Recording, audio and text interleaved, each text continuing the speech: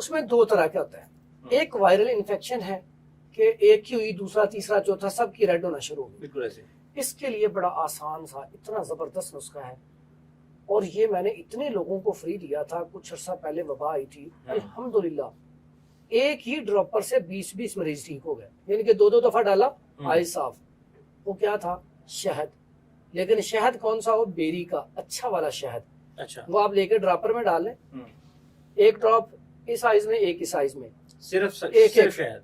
صرف شہد. یقین کریں اتنا اچھا اور تیز رزلٹ میں نے آج تک کسی چیز کا نہیں دیکھا کہ 2-3 دن میں آپ کے آئز بالکل کلیئر.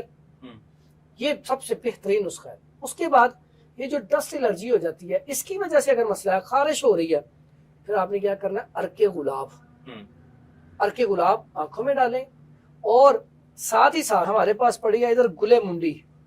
گلے منڈی یہ رات کو بھگو دیں اور صبح اس کا پانی پی لیں، یا اس کا عرق مل جاتا ہے کسی بھی کمپنی کا، لے کے گلے منڈی اس کا عرق پی لیں.